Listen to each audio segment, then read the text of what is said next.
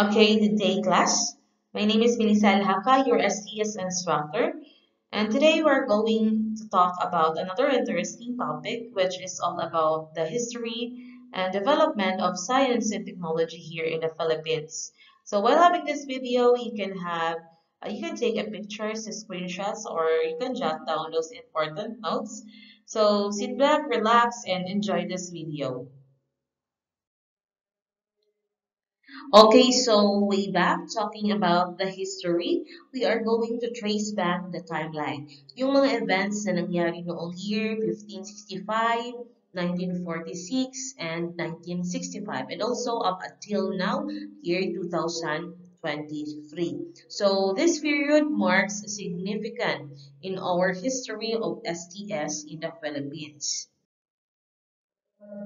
Okay, so we are going to start with the year 1565, the pre-colonial period or yung mga taon na hindi pa tayo sinasakop ng mga mananakop. So sabi dito, early inhabitants of the archipelago had their own culture, traditions, beliefs, system, and indigenous knowledge. So, ibig sabihin, nung unang panahon pa lamang, hindi pa tayo sinasakop ng mga mananakop, meron na silang, yung mga ninuno natin, meron na silang sariling kultura, tradisyon, paniniwala, at sistema. Kahit ito ay makaluma, hindi pa siya advanced, but then meron na silang sariling kaalaman tungkol sa siyensya. So later on, in the next coming slide, we are going to talk about what are those.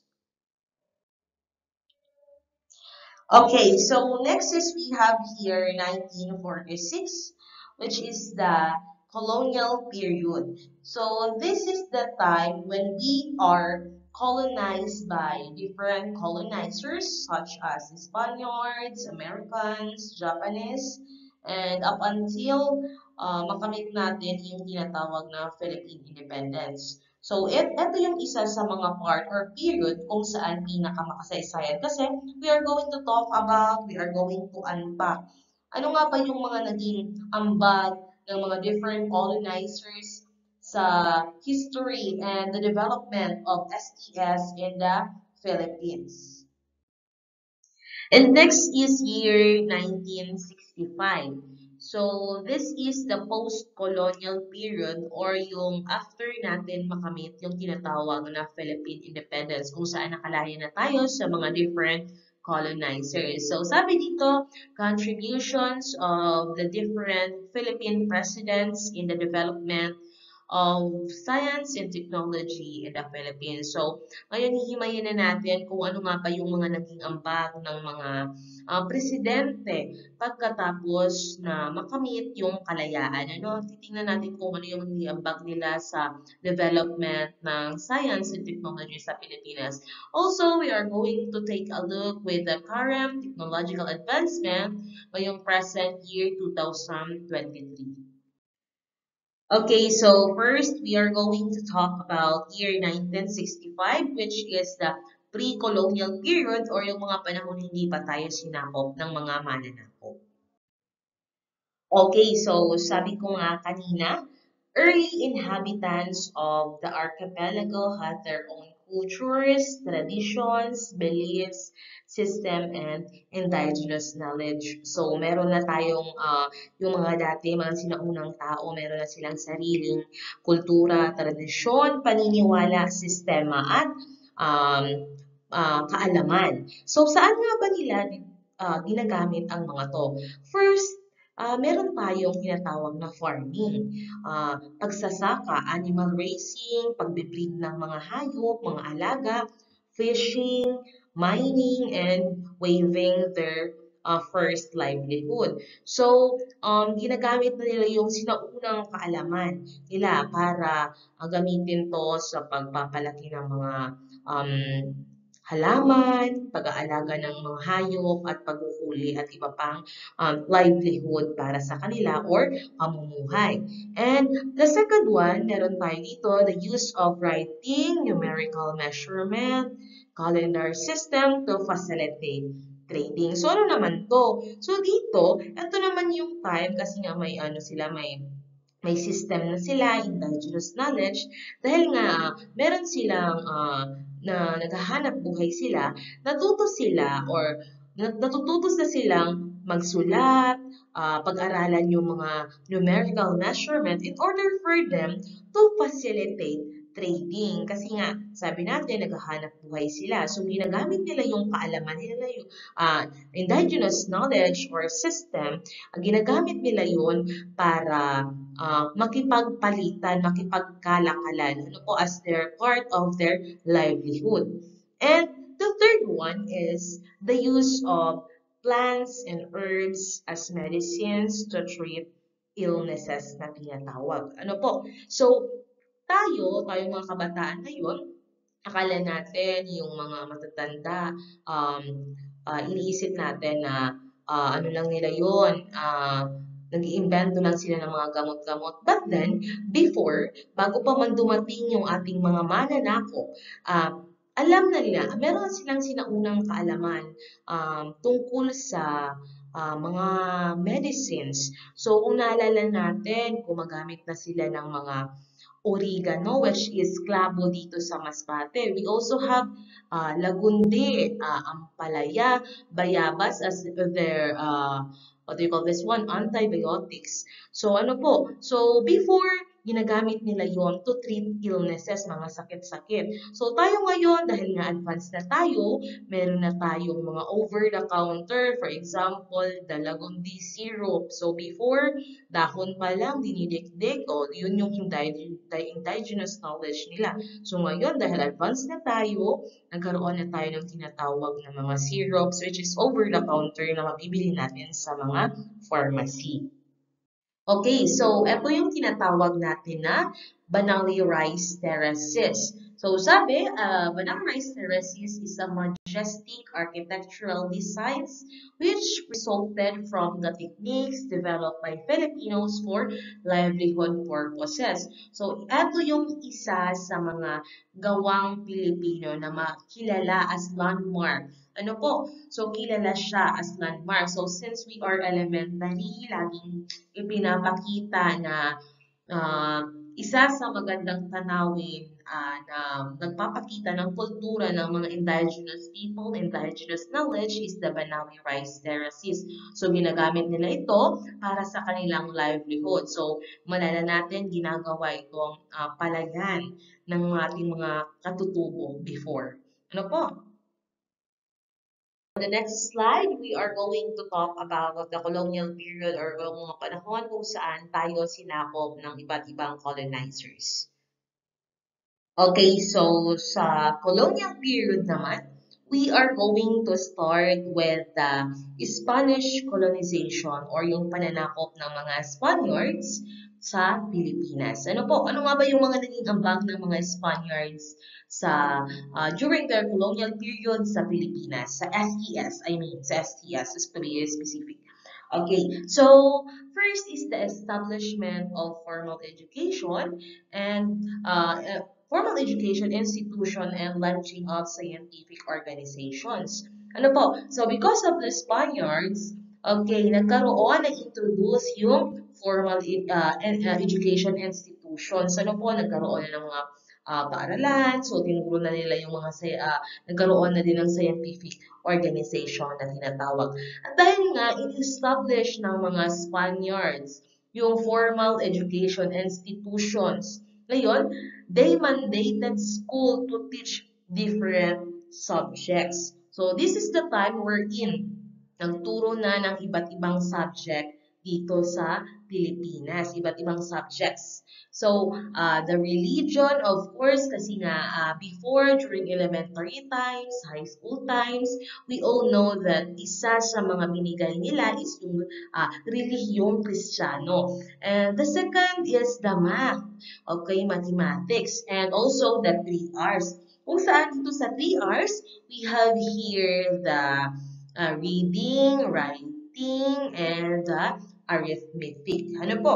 And meron din dito, the third one is the medicine and the biology were taught in the educational and training institutions. Ano po? So, because of the Spaniards, okay, mas napaunlad, mas yumabong yung kaalaman ng mga Pilipino tungkol sa biology and medicine. So, dito na na-introduce na nagkaroon ng mga doctors, mga kursong medisina sa Pilipinas, yung pag-aaral tungkol dito. Ano po?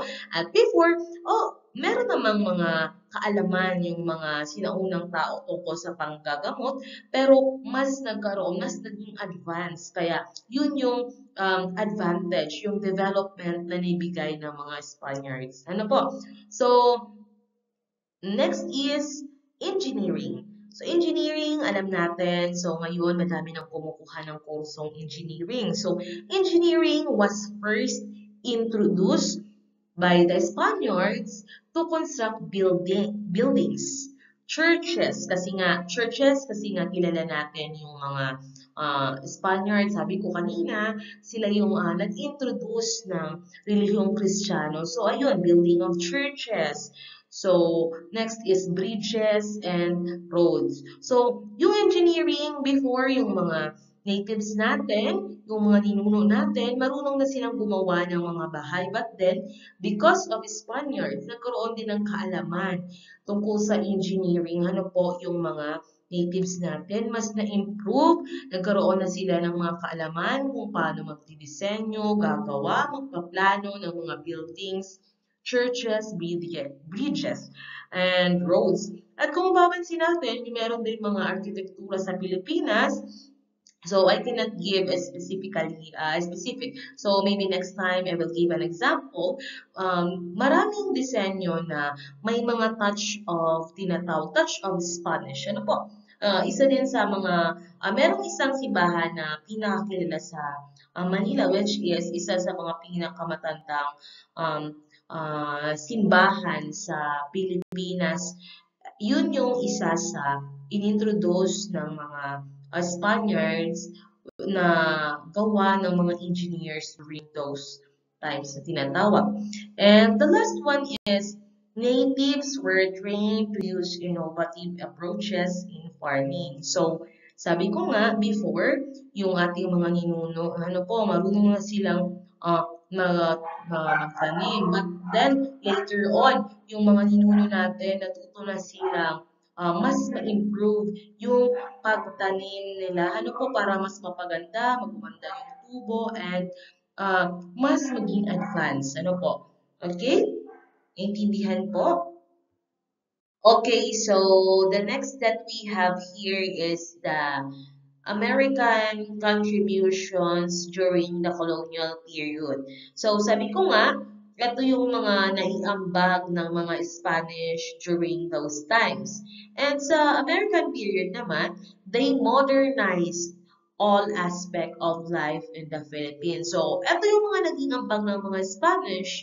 Ngayon, ang ginawa naman ng mga American, mas minodernize nila, mas pinaganda nila, mas pina-advance nila yung mga tawag nito, yung mga contribution ng mga Spaniards sa Pilipinas. Ano po? And also, they established the Bureau of Science, a government agency to nurture the development in the field of science and technology, of course. So, if I'm not mistaken, this is now the DOST. Okay, so the DOST, so the Department of Science and Technology. And we also have sa American colonization, they established the National Research Council of the Philippines in year 1933. So, dito naman, sila naman yung nagpo-provide, sila yung establish ng mga dapat i-research tungkol sa science, sila yung mga nagpo-provide. Okay, and also, we have here the development of science and technology. Okay, we're focused on the agriculture, medicine, pharmacy, food processing, and forestry na tinatawag. So, naintindihan po ba?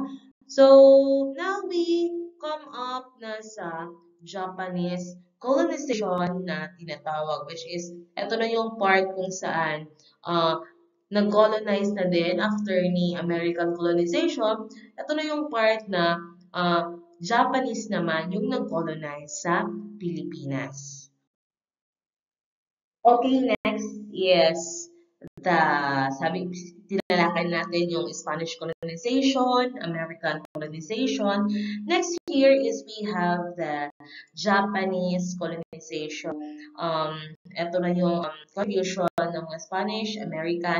Now, sa Japanese period, they prioritize of the opening of elementary schools, and as we observe, yung contribution ni Japanese is mas na-improve pa natin up until now. Kasi kung mapapansin natin, madami ng elementary schools kahit sa ang sulok ng barangay sa Pilipinas. So, marami ng open. And we should be thankful kasi prioritize yun ng mga Japanese colonizers.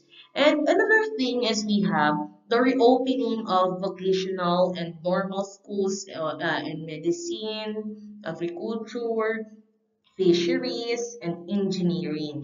So, eto, reopening. So, sabi mo, ma'am, nagtatanong kayo, sabi mo, ma'am, nag-open na ng mga Spanish period yung engineering, medicine. Bakit nag-reopening naman sila? Siguro due to some reasons na i-close tong mga schools na to. Ano po? But then, later on, nakita ni Japanese yung project ni contribution ni Spanish na useful.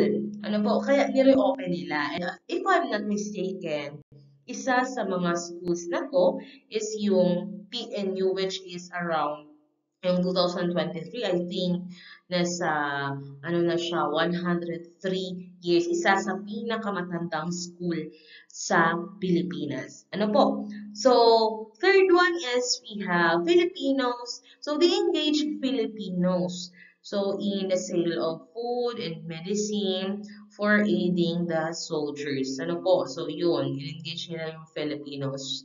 And next is, we have the government corporations were reorganized and created to develop the natural resources in the Philippines. So, yung government corporations of the Japanese, ginawa nila, ni-reorganize nila para mas ma-develop pa natin yung mga natural resources in the Philippines. So, these three, okay, ito yung glimpse natin sa mga um, contribution of the different colonizers in the Philippines when it comes sa development of the STS. Ano po? So later on, titingnan natin on the next coming slide, titingnan natin kung ano yung mga paano pa to pinayabong ng mga susunod na mga presidente, yung mga dating presidente, yung mga sumunod na dating presidente ng Pilipinas. So bago pa nila what do you call this one? So, pagkatapos masakop ng mga iba't ibang lahi ang Pilipinas. Ano po? Okay?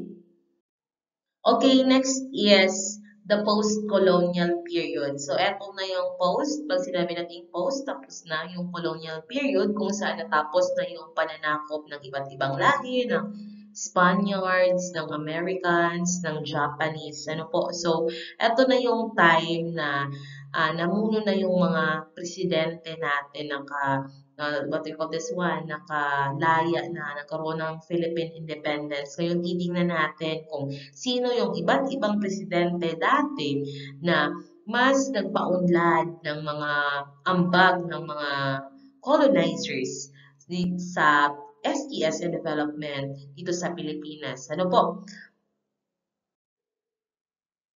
Okay, so in this slide, dito natin makikita yung mga presidente, mga dating presidente pagkatapos ng colonial period kung saan nakamit na natin yung tinatawag na Philippine independence. So, titingnan na natin kung ano nga ba, paano nila pinayabong, paano nila mas pinaunlad, develop yung mga contributions of the colonizers. Ano po? So, first, meron tayo dito si Ferdinand E. Marcos, okay, which is the father of our current president. Okay. So the next is si Corazon C. Aquino. And next is si Fidel Valdez Ramos. And we also have Joseph M. Hercito Estrada. We also have here the GMA, which is Gloria Macapagal Arroyo, Benigno Simon C. Aquino III. Also, this is the son of the former president, also Corazon C. Aquino.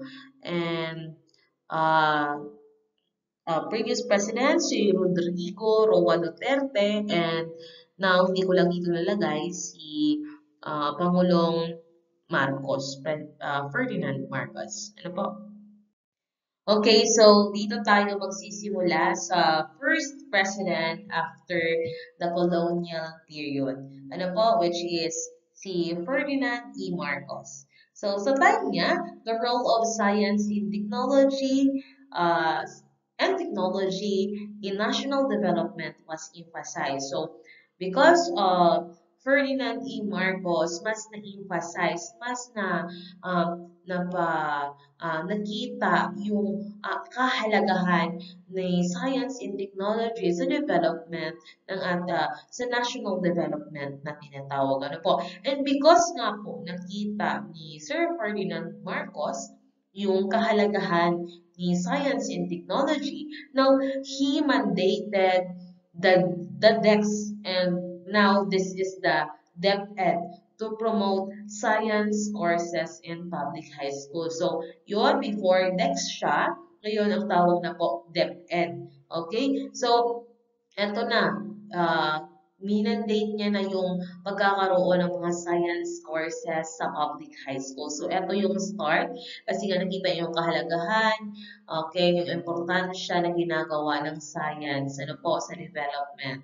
Okay, and also, isa din sa pinakamagandang development and contribution of this president is he proclaimed the 35-hectare lot in the Bikutan Taguig as the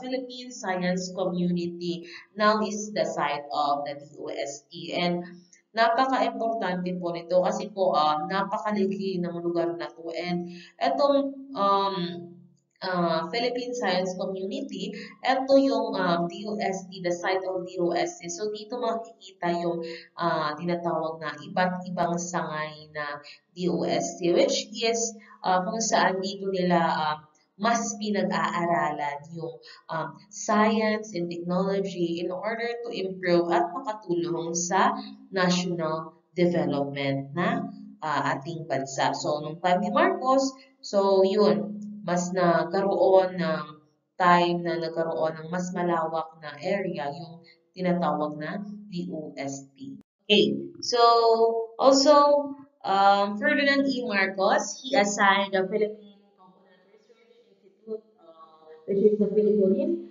to promote the modernization of the coconut industry here in the Philippines.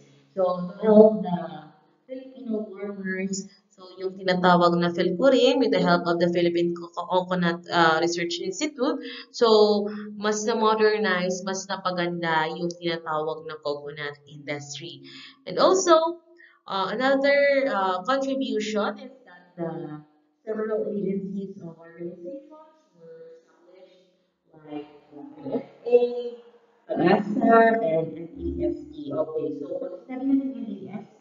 This is the National Academy of Science and Technology. Okay, to be a reservoir of scientific and technological expertise in the country.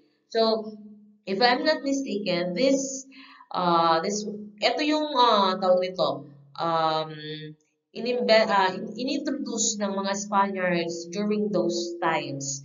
So, it's just that dahil sa paglipas ng panahon, iba't ibang colonizers, nagbabago yung name, and mas, tawag nito, dinevelop, mas in-enhance at mas pinaganda siya ni Ferdinand E. Marcos. Okay? Ito yung kung saan kumukuha yung mga science and technology, dito sila na scientific and technological expertise ng bansa. Ano po?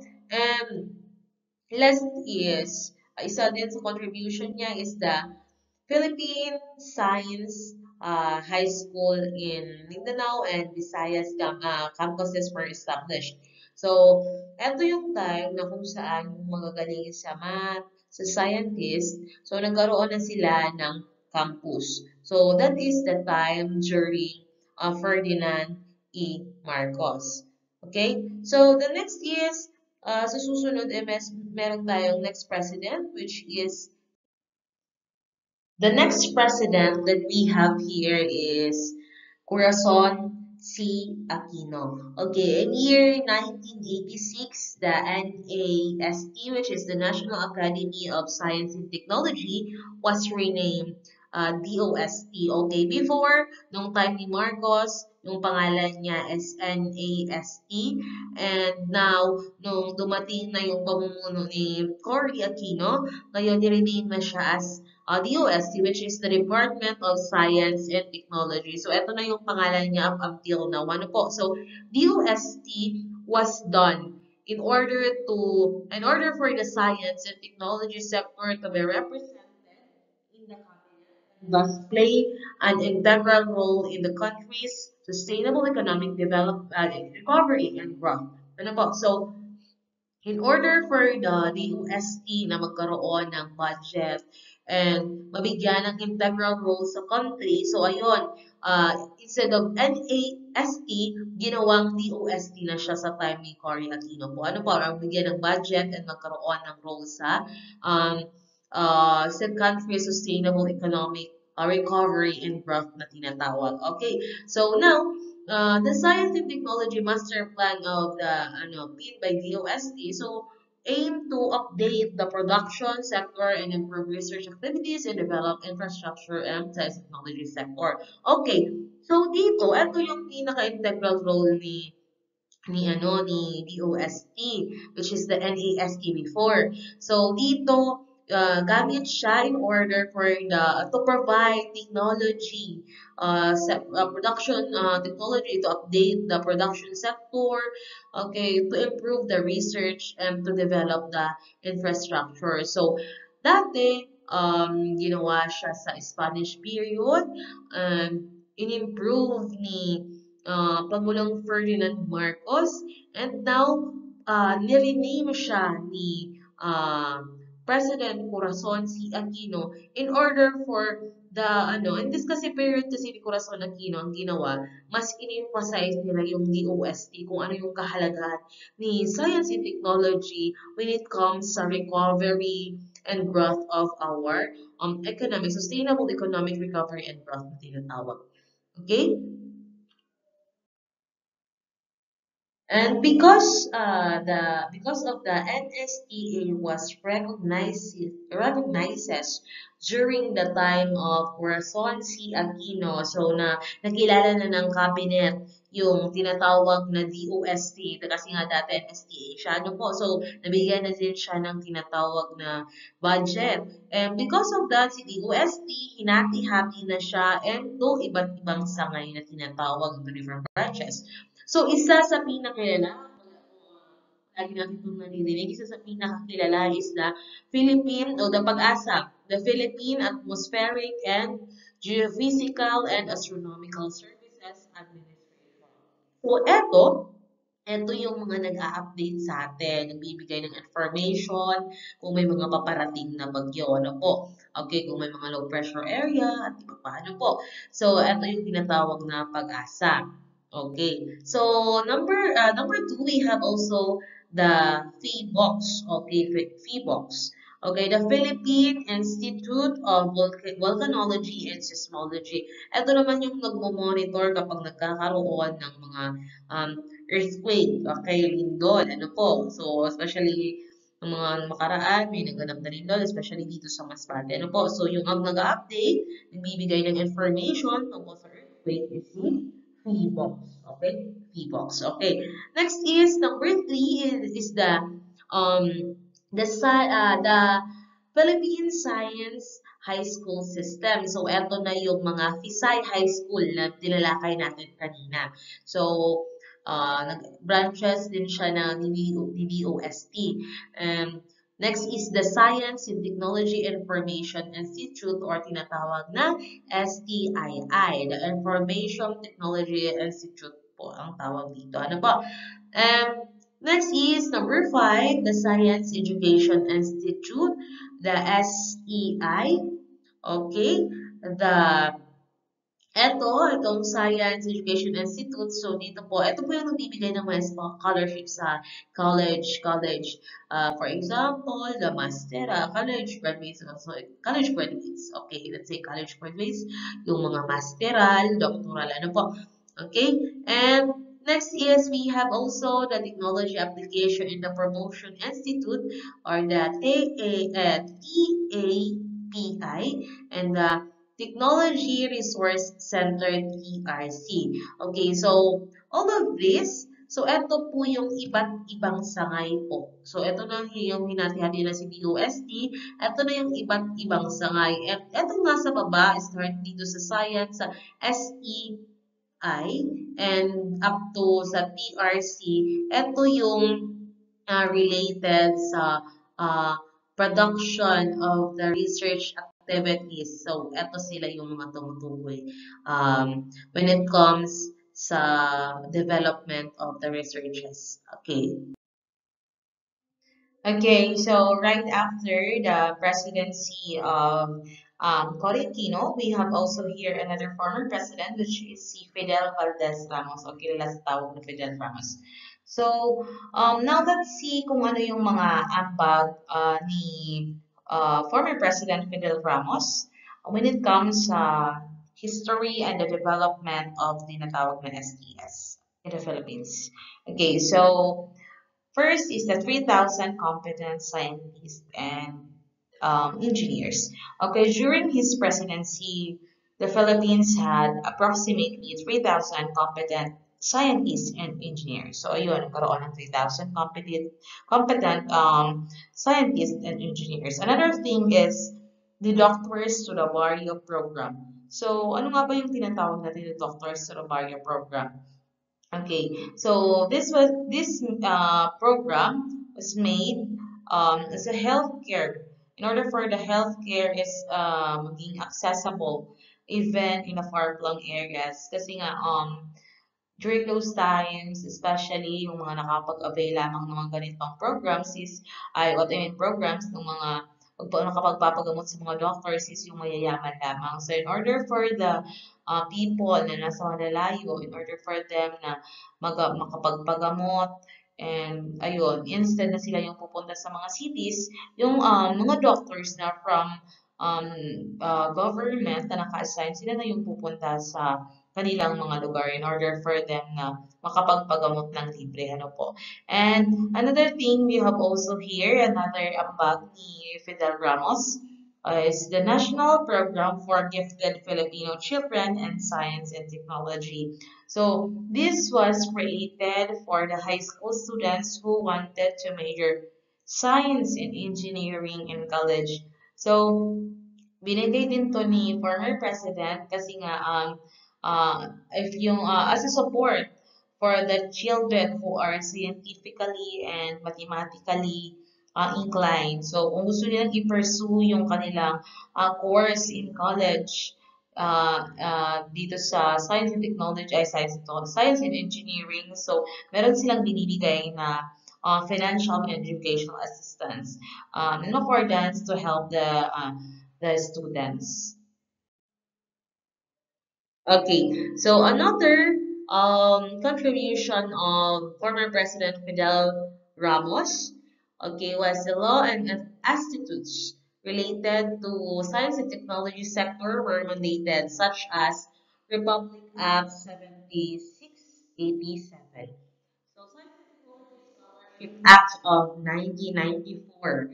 So, kung saan yung mga nag-aaral, gustong mag-aral ng science and technology, binibigyan ng scholarship. And up until now, yung mga gusto mag-pursue, yung mga scientifically inclined, yung mga gusto nilang pag-aralan yun, so binibigyan din ng mga scholarship. So, nakuha yung binibigay ng scholarships for those na gustong i-pursue yung science and technology. Ano po ng mga courses.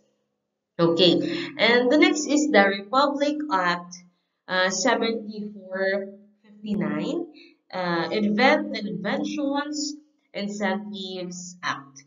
Okay, so ito naman yung binibigay for those na minandate, pinasa na ibibigyan ng incentives kung sino man yung may naimbento, tuklasan ng mga bagay which is makakatulong sa paglago not just the economy but also the growth of growth and the development of the country.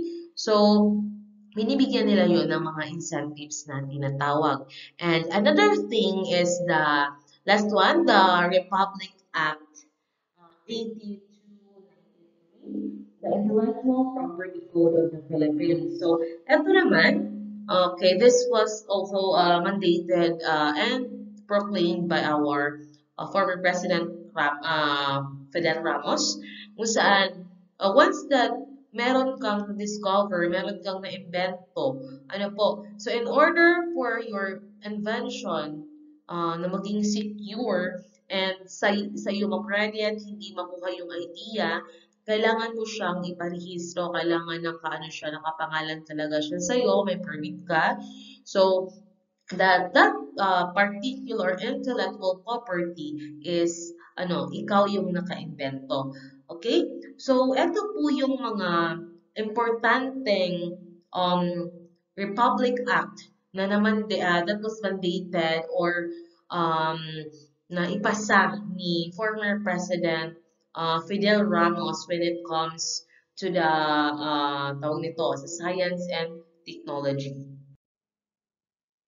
The next president after the president Fidel Ramos, okay, si former president Joseph Estrada. Okay, siya yung president after ni um, former President Fidel Ramos. So, ano naman kaya yung mga naging ambag ni Joseph Estrada, ni Estrada sa science and technology na tinatawag. Okay, so Joseph Estrada, okay, mas ang ano tawag nito, introduced o pinasa niya yung Republic Act 8749, the Philippine Clean Air Act, and Republic Act 8792, Electronic Commerce Act of 2000. So, etong dalawang to, ito si Republic Act 8749, ito yung nag-uutos sa LTO up until now na kapag hindi pumasa ang tawag doon sa emission tax yung mga sasakyan ay hindi pwedeng ma-register. Ano po? So, ito si RA 8749 and RA 8792. Okay, these were both signed and mandated during his term. Ano po? Another thing, he was also responsible for the implementing cost-effective irrigation technologies and providing basic health care and po, services for those who could not afford. Okay, during his time, Estrada, the former president, okay, so dahil nga yung mga Pilipino, tawag nito, isa tayo sa mga kilala na nag-produce, nagmamanufacture ng mga bigas ng mga palay. So, he implement the cost-effective irrigation. So, dito na modernize yung mga irrigation technologies na tinatawag. Also, nag-provide din siya ng healthcare, yung mga basic healthcare services lang po para sa mga people na hindi kaya, hindi ito ma-afford. So, yun po yung mga naging ambag ni former President Joseph Estrada. Okay, next after the former President Joseph Estrada is we have here former President Gloria Macapagal Arroyo or the PGMA. Okay, so during her term, science and technology sector were developed to strengthen the education system and to address the poverty. So, nung mga previous president, during the globalization, up to next president, hanggang sa makarating kay former President Gloria Arroyo. So, marami na silang naging ambag. But then, pagdating ni Gloria Arroyo, ginawa niya, mas in-strengthen niya yung education in order for her to address, for our country to address the poverty. So, ginamit niya yun in order to, mas pinalakas niya para ma-address yung poverty. Okay, so also another thing, during her time, doon naman, Philippine Innovation was going to refer the Philippines as the innovation hub of in Asia. So, yun, ginamit niya yung salitang Philippine Innovation. So, mas sumikat yung salitang Philippine Innovation, wherein tinutukoy nito as yung Philippines as innovation hub ng Asia. Okay? So, next contribution, she promulgated the RA Republic Act 9367, the Biofuel Act, to utilize indigenous materials as a source of energy. So, sabi niya, promulgated niya yung act na to, yung Biofuel Act, na kasi nga daw, yung mga indigenous materials natin, yung mga dating materials, yung mga native, pwede siyang mag-produce ng mga energy na maaari natin gamitin. Ano po? So, yun yung isa sa promulgate niya. Okay. So, another thing, farmers were encouraged to use rice that can withstand environmental hazards. So, okay, this time, I think elementary ako during these times. And we all know that um, Philippines is isa sa pinaka-bansang gusto palaging binibisita, madami tayong bisitang bagyo. And because of that, during those times, since tayo nga yung na-produce ng mga bigas.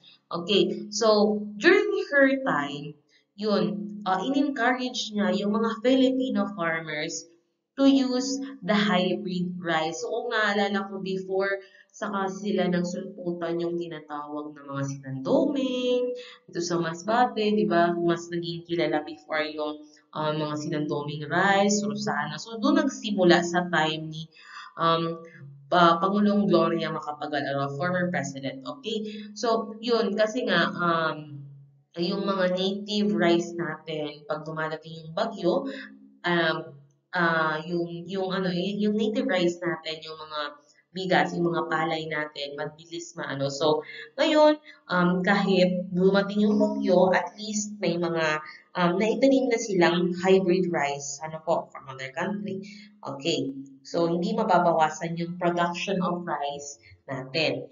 And another thing is, isa sa mga contribution niya is the RA 10 601, Agriculture and Fisheries Mechanization, AFMEC, law was also passed to modernize agricultural and fisheries machinery and equipment. So with this law, yan, okay, mas na-modernize, mas napaganda, mas napa-improve yung agricultural and fisheries, yung machinery.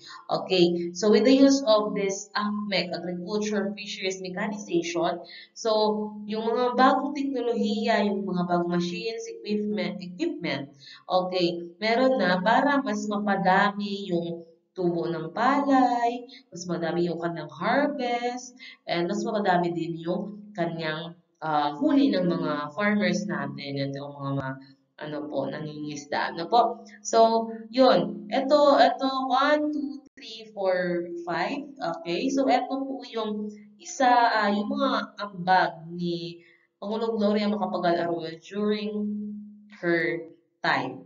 Ano po? Okay? So, next meron din tayo. Okay. The next president after um, former President Gloria Macapagal Arroyo was the son of President then before, si Cory Aquino, si Benigno Aquino III. Ayan. So, during his term, he named the new national scientist Okay, sino yung mga scientist dito? So, yung ibang scientist dito natukoy na doon sa um, previous lesson natin. Ano po? So, first is si Gavino Citrono, which is a marine biology. So, yun, napangalanan siya as national scientist. Also, Angel C. Alcala, the biological science. Okay, so if we still remember si Angel Alcala, so he was the person behind the artificial coral reef, right? So, siya yung naka-invento. So, sa time ni Benigno Aquino III, saka pa lang siya na considered as a new national scientist. Okay? So, next is si Ramon C. Barba, the culture.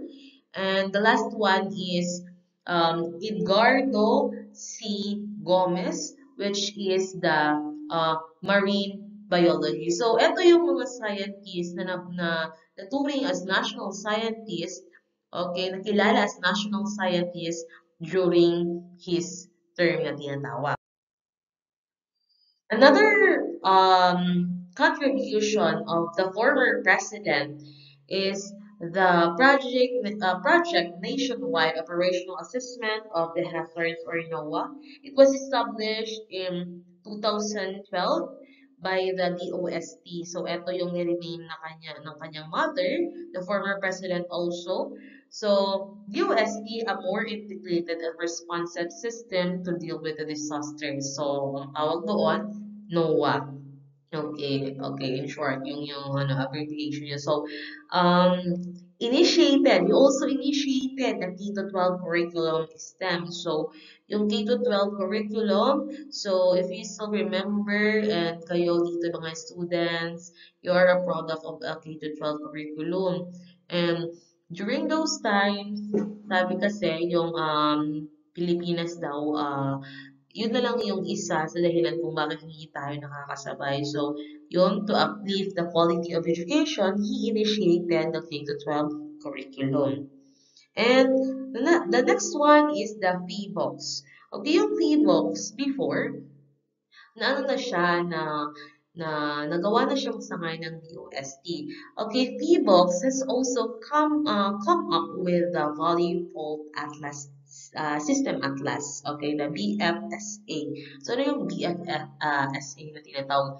A comprehensive college detail large-scale maps that can help people identify if their homes are and near with the BFS. So, eto yung mga engineers. So, eto yung mga ginamit na nila, yung mga engineers. So, tinukoy ko nga dati, related dito sila engineers.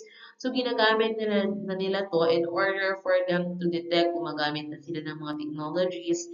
If you're, kung tatayo na sila ng mga bahay, para malaman nila kung yung lupa na ginagamit mo, nabili mo is, tawag nito, malapit sa mga fault lines. So, with the use of the Body Fault System Atlas, so, nadidetect na nila yung area kung saan may mga active fault na tinatawag. Okay, so this is the last president that we are going to talk about. Sabi ko kanina, nakalimutan ko, this is the first year, if I'm not mistaken, eto yung isang taon pa lamang yung ating bagong presidente. So, yung ating pag-uusapan na last president dito sa post-colonial period is si tawag nito, Pangulong Rodrigo Roa Duterte. Okay, siya yung last former president natin. Okay, at present, okay, tingnan natin kung ano yung mga naimbag niya. So at present, the science and technology sector is seen to be a priority based on the budget for research and development that grew by nearly 6 times over the same period. So from 5 billion from 2010, naging 2.8 billion siya until 2017. So yung sector ni science technology, mas prioritize siya ng ating Pangulong former President Rodrigo Duterte, ano po, na mas mapalaki yung nearly grew by 6 times. Okay, during his pamumuno na tinatawag. Another formulation of programs and policies that will aid a shaping of country.